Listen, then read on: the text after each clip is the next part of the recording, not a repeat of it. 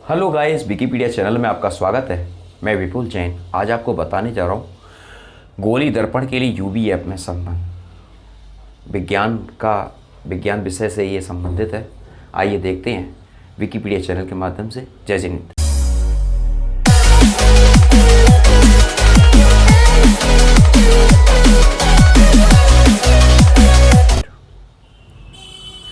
Friends, यहाँ पर हम प्रकाश के परावर्तन से गोली दर्पण के लिए यूवी ऐप में संबंध को हम सीख रहे हैं। इसमें हम अवतल दर्पण की फोकस दूरी के लिए सूत्र का निगमन करेंगे, यानी डेरिवेटिव को कर रहे हैं कि 1/f 1/v प्लस 1/u कैसे आता है।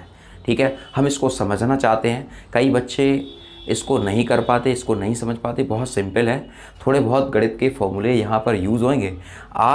चलिए देखते हैं किस तरह से करना है। देखिए, गोली दर्पण को सीखने के लिए सबसे पहले समतल दर्पण, उत्तल दर्पण और अवतल दर्पण को हमें जानना पड़ेगा।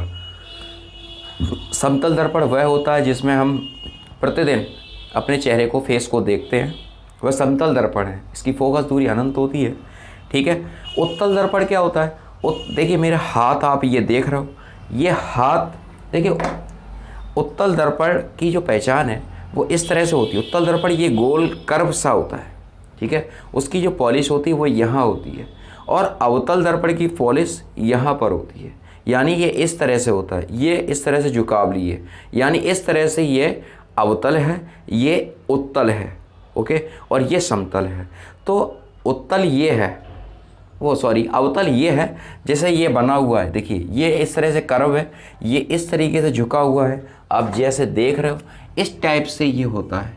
ठीक है, ये वाला हिस्सा देखिए, ये जो हिस्सा है प्लेन, हाथ का जो प्लेन हिस्सा है वह आपका इस पर पॉलिश होती है। शीशे की पॉलिश इस पर होती है, लेड कहते हैं जिसे, पीबी, इस पर पॉलिश होती है। और ये ऐसे हो जाता है, फिर भी इसी पे पॉलिश होगी। पॉलिश आपकी इसी पे होगी, लेकिन आकृति इसकी चेंज हो जाएगी।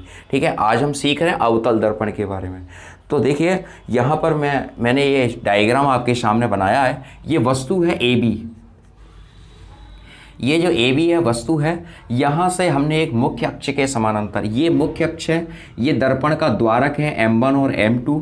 ये आपका अवतल दर्पण है, जैसे मैंने आपको बताया था इस तरीके से कर्व। ये आपका दर्पण है, ये आपका दर्पण है, और ये आपकी पॉलिश हो रही है। जो ये मैंने ये चिन्हित किया है ये आपकी पॉलिश है। ठीक है, ये ध्रुव है, दर्पण का ये ध्रुव है, पोल है।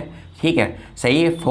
फोकल बिंदु है F, ये सेंटर ऑफ कर्वेचर है, यानी वक्रता त्रिज्या, और ये वस्तु है AB। ठीक है, ज़्यादा बात को ना विचार विमर्श करते हुए मैं प्रश्न की तरफ आता हूँ। सबसे पहले यहाँ पर एक वस्तु खड़ी है, सेंटर कर्वेचर से दूर है। यहाँ से हमने एक रे डाली अवतल दर्पण पर, एक रे जैसे ही अवतल दर्पण पर गिरती है वहाँ से परावर्तित होती है, और वो फोकस से होती हुई इस तरीके से वापस आती है। ठीक है, इस तरह से वापस आती है। फिर एक दूसरी किरण डाली हमने सेंटर ऑफ कर्वेचर से, यानी वक्रता केंद्र से, सेंटर ऑफ कर्वेचर से डाली। तो जिस रास्ते से, सेंटर ऑफ कर्वेचर की एक मुख्य पहचान होती है, जिस रास्ते से वह जाती है उसी रास्ते से वापस आ जाती है। ठीक है, आती है। तो ये जो दोनों किरणें जहाँ मिलती हैं वहाँ वस्तु की इमेज बन जाती है। ये इमेज उल्टी बनती है, वस्तु से छोटी बनती है। ठीक है, अब ये तो आपके प्रश्न की संबंधित बात हो गई। ठीक, अब हम आपको निगमन की बात बता रहे हैं। जैसे ये फॉर्मूला हमारे सामने लिखा है 1/f बराबर 1/b प्लस 1/u। इसको हम कैसे करते हैं इसको आप देख लीजिए, समझ लीजिए किस तरीके से करना है। सबसे पहले यहाँ पर देखिए, ये चित्र जो बना है, इस चित्र में दो ट्राइंगल हमारे बन रहे हैं। एक तो ट्राइंगल ये वाला बन रहा है और एक ट्राइंगल ये वाला बन रहा है। जरा फोकस करिए। मैं यहाँ छोटा सा एक ट्राइंगल आपको बना के दिखा दे रहा हूँ, जिससे आपका क्लियर बिल्कुल हो जाए। ठीक है, मैं यहाँ पर थोड़ा सा एक बना के दिखा देता हूँ चित्र। देखिए दो ट्राइंगल बन रहे हैं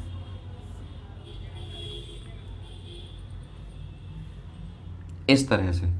ठीक है, ये है आपका A, ये है आपका B, और ये है आपका C, और ये है आपका A', ये है आपका B'। देखिए यहाँ पर ये दो ट्राइंगल बन रहे हैं। जैसे यहाँ पर ये बन रहा है, मैं हाईलाइट थोड़ा कर दे रहा हूँ। ठीक है, ये अब यहाँ पर देखिए, यहाँ पहचान क्या है। सबसे पहले यहाँ दो ट्राइंगल बनते हैं, तो सबसे पहले हम यहाँ प्रूव करेंगे। देखिए यहाँ ये देखिए, ये और ये क्या है, ये दोनों शीर्षाभिमुख कोण हैं। एंगल ए सी बी और angle A dash C dash B, ये शीर्षाभिमुख कोण है, जिसे वर्टिकल एंगल बोलते हैं, शीर्षाभिमुख कोण। ठीक है, शीर्षाभिमुख कोण। ठीक, ये वाला एंगल, अब ये 90 है और ये भी 90 है। ठीक, ये एंगल ए और ए डैश ये दोनों कैसे हैं, 90 अंश है। तो मैंने ये त्रिभुज समरूप कर दिया। यहाँ लिखेंगे ए की समरूपता से, ए की समरूपता से। थेल्स की प्रमेय आपने हाई स्कूल में पढ़ी है, आपके विषय में भी है। ए की समरूपता से यहाँ लिखेंगे त्रिभुज ए बी सी समरूप है त्रिभुज ए। देखिए, त्रिभुज ए बी सी समरूप है त्रिभुज ए डैश बी डैश सी के। तो यहाँ इसको हमने लिखा है, ये भुजा। देखिए, जब समरूप हो जाता है ट्राइंगल तो समरूप वाली थेल्स की प्रमेय का हम यूज़ करते हैं। मैंने लिखा है थेल्स की प्रमेय से।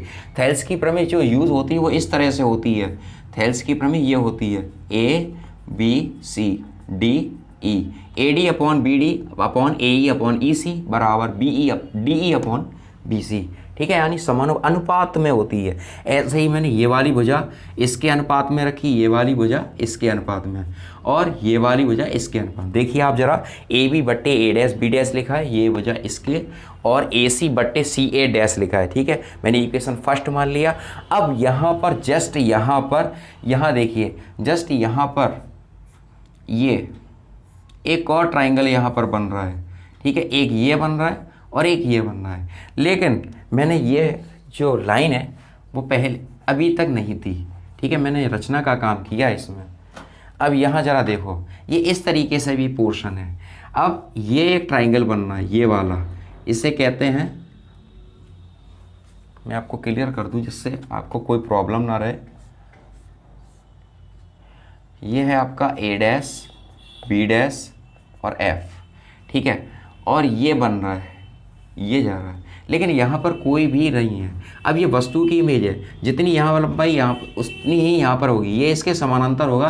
तो मैंने यहाँ पर एक रचना का काम किया और इसको इससे मिला दिया।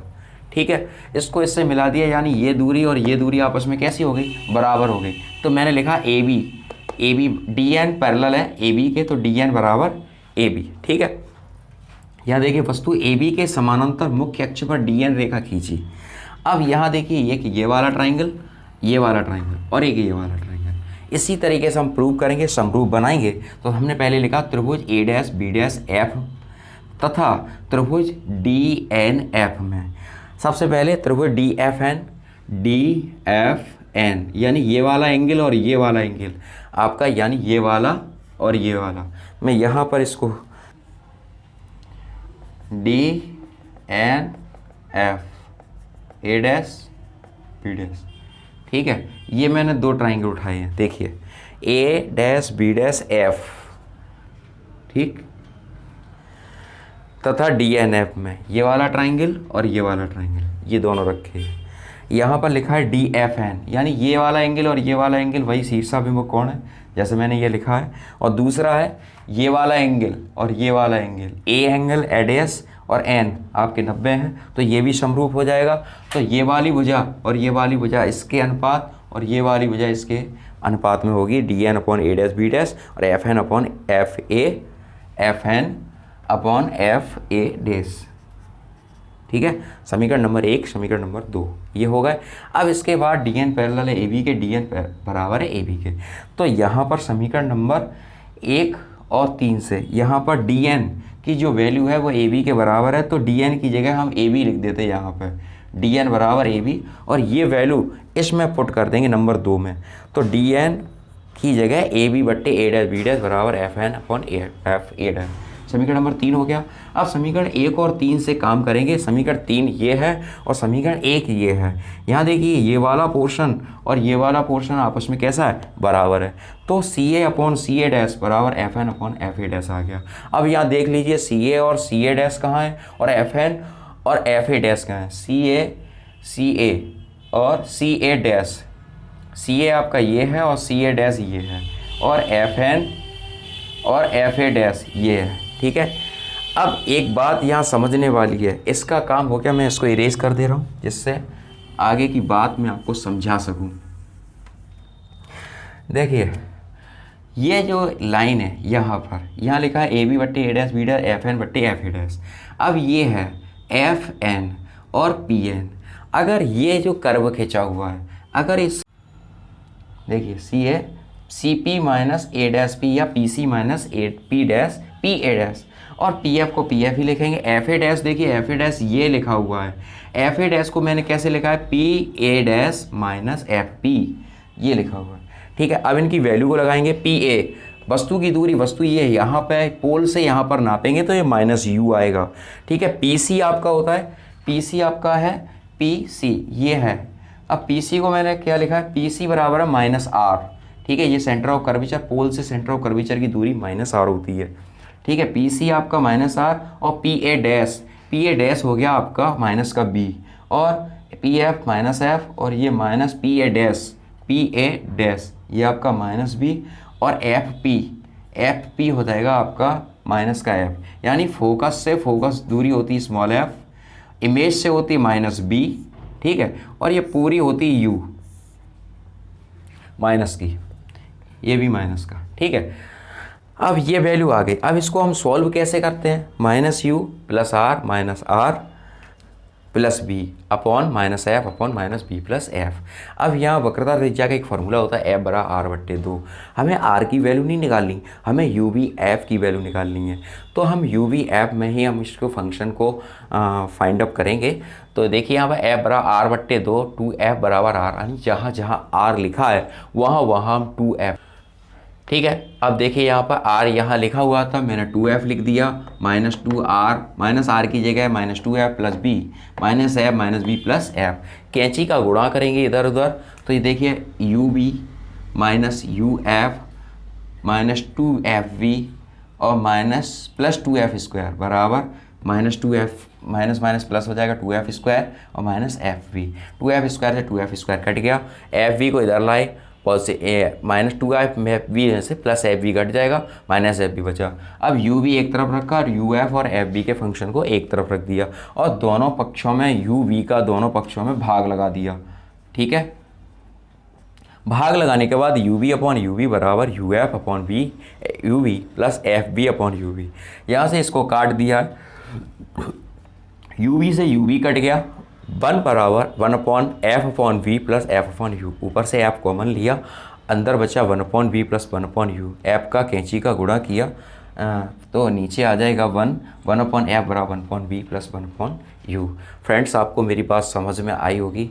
फिर भी अगर नहीं समझ में आती है तो विकिपीडिया चैनल के माध्यम से अपनी कमेंट्स बॉक्स में राय ज़रूर दें।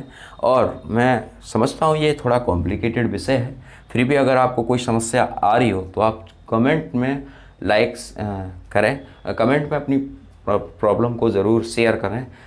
कोशिश करूँगा कि आपकी प्रॉब्लम को मैं आगे शेयर कर सकूँ। देखते रहिए विकिपीडिया चैनल। जय जिनेंद्र, जय हिंद, जय भारत।